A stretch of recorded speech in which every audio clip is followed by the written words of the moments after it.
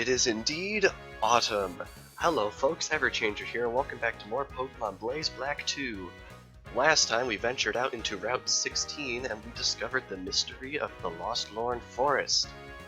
This time, I think it's high time we decided to prepare at least a little bit for our upcoming gym battle. And the main thing that I would like to do today before we do anything else is I would like to go catch a ground-type Pokemon down here in the Desert Resort. So I think that's what we're going to do. As you can see, or rather as you can hear, the music in this route has changed for autumn, which I think is really cute.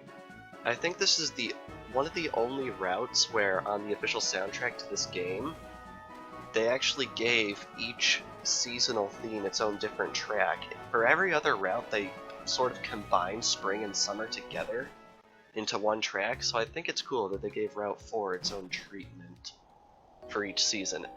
Anyway, yes, we're back here at the Desert Resort because there is a Pokemon here that I would like to catch. Not sure if we'll be able to find it, but considering our goal is to try and capture them all, we might be able to find even more that we're looking for, and that includes this Skarmory apparently, which I didn't even know showed up in this area. So that's pretty awesome. Now, I'm going to warn you guys a little bit. I kind of want to, I guess for lack of a better term, overtrain a little bit for the next gym battle, because the 5th gym battle is not very long afterwards, but there was a level jump of about 5 or 6 levels. So I would like to try and prepare for that as much as I can here. We're going to be exploring a little bit more in this week's episodes, but I'd like to at least get a bit of a start on training, because I'd like to take on Elisa at some point next week. Not entirely sure how feasible that is, because Elisa has historically been known to be a pretty difficult gym leader. So we're just going to have to see how it goes, and I think it's a little unfortunate that the first Pokemon I ran into is a Skarmory, because Skarmory is actually quite difficult to catch. It's got a very low catch rate. So hopefully we'll be able to catch it without too much trouble, but I'm not sure, because even though we've got it paralyzed and down a decent amount, it might still be a bit of a challenge. Now, unfortunately, when we do catch our ground-type Pokemon, I think we're going to be boxing Fluffy. Not sure if that'll be permanently, but for a while, because Fluffy is not very good on not even the next gym leader, but not the next one after that either. So it's probably not that worth keeping around for the time being, just because it would pretty much be a waste of a slot for a little while. So that's my reasoning behind that. Now, I'd really like to catch this Skarmory, please. Okay, yes, awesome, we got it. Very cool. Get that data added to the Pokedex. Its heavy-looking iron body is actually thin and light, so it can fly at speeds over 180 miles per hour. Very interesting. I really like Skarmory as a Pokemon. It's not going to be of much use to us in the upcoming gym fight, so I'm not going to be using it, but I really like Skarmory. Alright, is this what I'm looking for? Yes, it is. Very nice. This is a Sandile. Now, some of you might be wondering why I'm choosing to pick Sandile. I like it. That's pretty much the only reason. Unfortunately, I'd really like to get a Sandile with Moxie, so I think we're going to be knocking this one out. Moxie is really cool because whenever it knocks out an opponent, its attack goes up, which makes it more likely to bring down the next opponent that comes out. And I'd really like to have that just for the advantage that it might pose. I'm trying to get Defog on Volibye. I'm not going to teach it because I really don't think it's worth teaching. Alright, let's just keep on exploring here. And we have, oh, it's a Maractus. Probably one of the more random additions in Generation 5. I mean, look at this thing. It's just so strange. Alright, let's try Force Palming it. I don't expect this to knock it out. Alright, good. Unfortunately, this thing is probably going to be taking Sandstorm damage every turn. which means we should watch out for that. We only have a limited number of tries in order to catch this thing. I'm liking that we're running into several single stage Pokemon like Skarmory and Maractus, because once you catch them, those evolution lines are done. Just stamped and sent off to the bank. Very nice. And we got it. Very good. I'm trying to catch a lot of Pokemon this episode if we can, because we only caught like one last week, which isn't that great. When it moves rhythmically, it makes it sound similar to maracas, making surprised Pokemon flee. Interesting. I don't know about Maractus. It seems just like a very bizarre addition to the game. I mean, I honestly don't hate any Pokemon, but Maractus just seems like a bit of a strange one to put in here. Anyway, we have a Dwebble here, which is also not the Pokemon I'm looking for. I'd really, really like a Sandile with Moxie. Yeah, that's not gonna get us too terribly far. Now, I'll be honest, I don't remember if Bug resists fighting or not. Oh well, we'll give it a shot. Dwebble's one of those rather common Pokemon, so I won't be too fussed if we don't get a hold of one. Oh wow, it actually survived. That is also good. I will definitely take that. Let's head into our bag. I'm gonna have to buy some more Pokeballs soon. Wow. Luckily though, it looks like we got a critical capture. Very nice. I love that feature. Such a surprise. Very cool when it happens. When it finds a stone of a suitable size, it secretes a liquid from its mouth to open up a hole to crawl into. Ugh, bugs, man. Yikes. Alrighty, so even though it is currently autumn, not even though, basically because it is now autumn, oh wow, a Hippopotas, which we actually already have. Because it is now autumn, there are a couple of areas that have been opened up to us that we weren't able to explore before, that we can only explore in autumn. I am not going to be covering these areas this episode, but I will be covering them this week, so don't you guys worry. Unfortunately, it involves quite a bit of backtracking, but I'd really like to get back to those areas and check them out before I forget, because they're only available for a short time until the season rolls over and you can't actually access them anymore, so I'd really like to just knock those right out of the way real quick. But that's not this episode. This episode is training at least a little bit, and hopefully exploring. Now, unfortunately, my neighbor is mowing the lawn at the moment. I don't think my mic picks it up, because I run my audio through the system's noise gate, so hopefully it's not picking that up. If it is, I sincerely apologize, but as a very busy college student, my time to record is limited, so I kind of have to make do. Alright, let's bring down this Maractus here since we already own one, I'm happy to say. And I'm remembering I should really teach Lucario a better ground-type move than Bone Rush. It's really unfortunate because if you have seen some of the recent-ish anime episodes, there were some episodes with Lucario in it, and Bone Rush looks so much cooler in the anime. It's like one of those double-sided lightsaber things, and they have sword battles with the energy bones and stuff, and it's awesome. And you're like, oh man, that's amazing, I want to use that in the game. You go and use it in the game, and it's terrible. Which is quite unfortunate, because it's a really cool move in the show. Oh well. Speaking of the show, if anyone has seen the debut of X, Y, and Z this past week, it was awesome. Really, really excited for how that show is going to turn out, although I'd really, really like a game to get announced to go along with it. Maybe I'm just a needy child. Anyway, Skorupi is caught. Can we please get a Sandile with Moxie? Sheesh. It lives in arid regions and can go without food for a year while waiting for prey. Eerie. I like Skorupi though. Skorupi's pretty cool. One of the few new lines introduced in Generation 4, I believe like a quarter of the Pokemon introduced in Generation 4 were relatives of older Pokemon. but a lot of the new lines I really like. And of course it has intimidated it. So we're unfortunately not going to be catching this one either. Come on. I had a stroke for you, man. Why couldn't you at least have Moxie? Oh well, maybe Intimidate is actually better. But I don't know, I really like the allure of Moxie. It's a really cool ability. I like it. And it makes a lot of sense, too.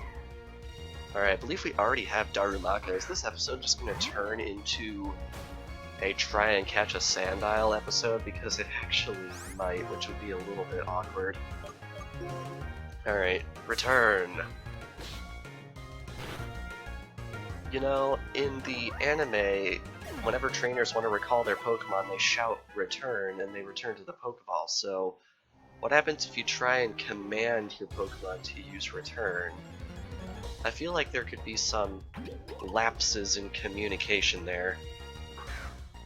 Yet another Maractus. You know, maybe instead of just fighting these Pokemon repeatedly, I think I am just going to cut away and I will meet you guys back when we have found a Sandile with Moxie. So, without further ado, cutting away.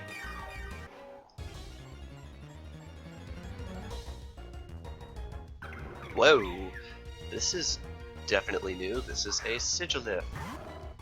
It's not a Sandile with Moxie, but it's a Pokemon that we do not yet have, so I think it's probably in our best interest to attempt capturing it.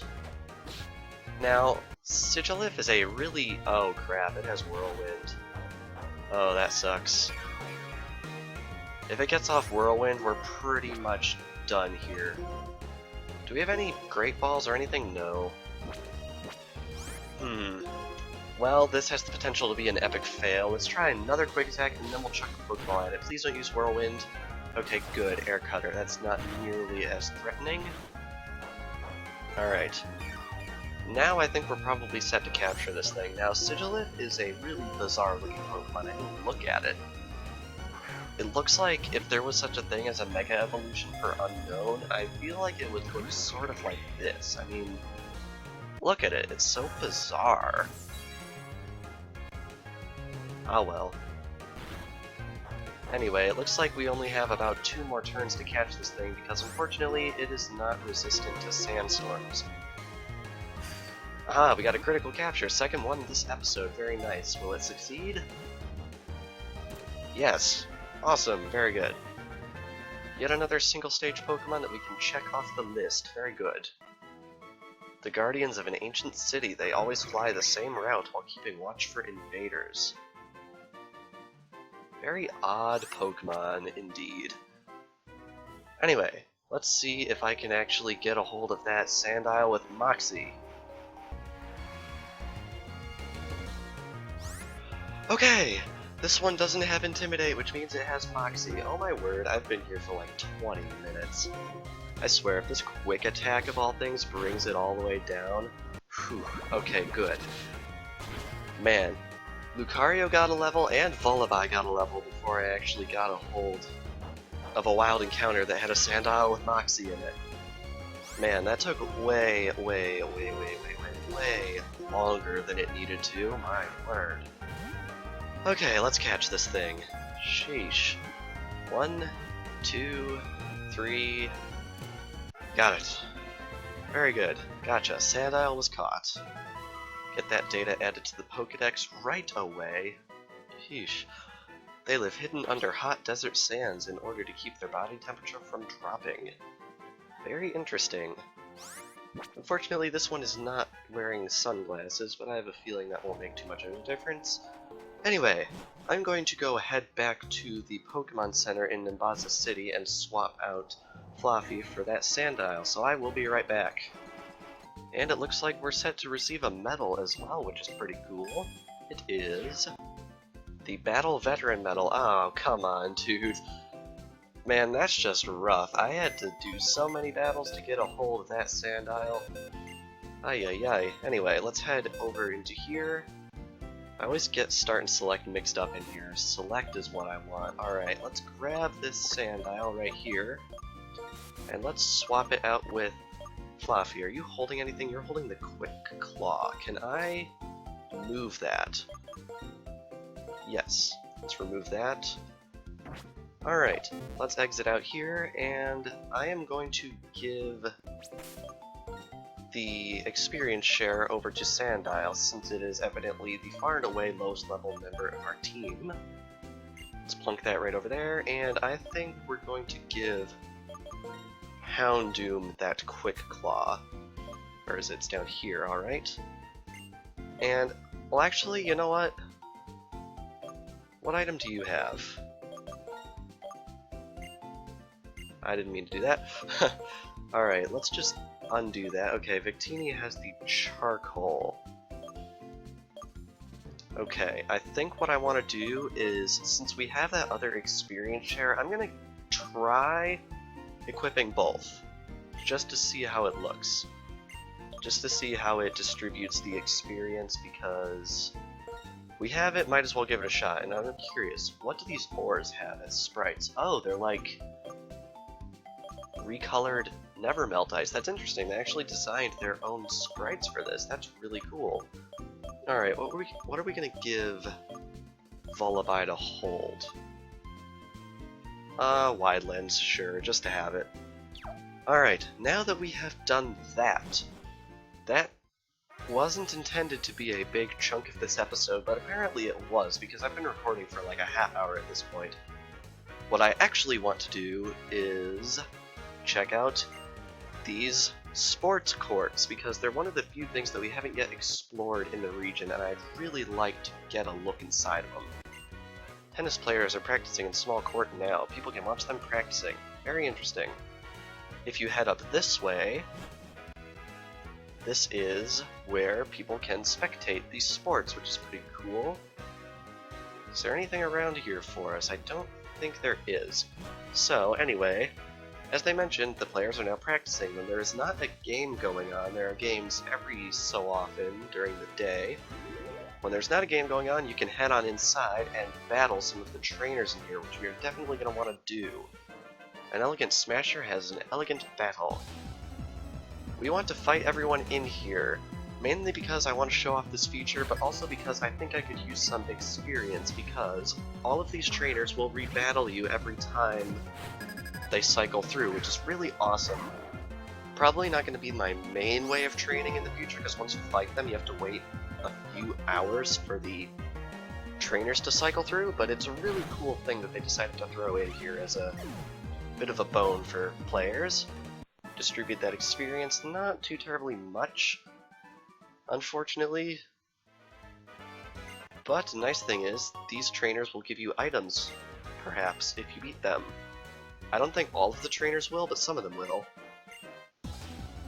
Alrighty, moving on to the next person here. Smasher Aspen. Very cool. Unfortunately, from the looks of it, I'm not sure, but I don't think that these teams have actually been modified from the base game, because these trainers are only level 25. I would expect them to be at least a little bit higher. I don't know. I don't think they've been modified, but if they have, they haven't been modified to be significantly helpful in your journey to train your Pokemon, which is a little unfortunate. Alright, Petilil is coming out next. I'm not sure if we've actually seen this thing yet. We might have. We probably have, honestly, actually. We might actually have one. We have so many Pokemon now. We have almost 90, I think? Which is pretty crazy. Luckily, though, they give out a lot of money, so we're definitely going to need this money to buy various healing items and Pokeballs. And there's also a Lillipup right here, which is pretty cute. You gonna come back over here? Woof woof. You gonna fight me? I'm the ball boy who collects tennis balls. You're a Pokemon trainer who collects Pokemon. Fight me, bro. Seriously, I'd very much appreciate it. Unfortunately, it looks like the players that are practicing will not actually challenge us, which is unfortunate. Looks like the ball boys won't either, which is a little frustrating. Yep. This person should fight us, though. Yes, very good. It's probably worth mentioning that I believe the more times you actually fight in this area, the more trainers will show up, and you can eventually get it to happen where there's like a dozen people in this area at once, and they will all fight you, which is pretty awesome. Unfortunately, it takes a while for this area to get that good. As you can plainly see, we're pretty much steamrolling these people. And I think that's pretty much everyone in this court already, which is a little disappointing, honestly. Luckily, we got 3 free potions out of this, which is nice. So I think what we're going to do next is we are going to head over to the other court and see if there are any offerings for us there. Because it would be very much appreciated if there were. This is Big Stadium? Yes, indeed it is. Unfortunately, there is a game going on in this one right now. I am sorry, but you cannot go onto the field because a game is in progress. Yep, so if you want to fight anyone in this area, you're going to have to wait a little bit. Now, of interest, right over here, is Nimbasa City's resident Hoenn leader. So we're going to have to keep that in mind going forward because it's very important. Can we actually see the game from up here? I don't think we can. That's unfortunate. Ah well. So it looks like that's pretty much all I can cover in terms of these sports courts, which is a little disappointing. I was hoping I'd be able to cover some stuff in Big Stadium, but I think what we did in Small Court definitely explains the concept very well. So we're going to have to come back here at later times to perhaps do some more training. Now luckily, right through here, I wonder if the news on the bulletin board is just someone's mutterings. The gym leader, Clay, is a guy who keeps digging endlessly. Very fascinating. Anyway, heading right through here is Route 5, which is yet another route that we can technically explore before taking on Elisa, and that is something I definitely want to do. But I think what I'm going to do is I am going to dedicate that to next episode. I'm not entirely sure how long this episode was because I had to cut a huge chunk of just searching for Pokemon out of it. But we caught a Sandile and several more Pokemon, and we also talked about Little Court and Big Stadium, which is very cool. So, next time on Pokemon Blaze Black 2, after this potentially shorter episode, and if it is shorter, I apologize, we are going to be exploring Route 5 and doing some fighting. So without further ado, thank you all for watching, and I will see you guys next time.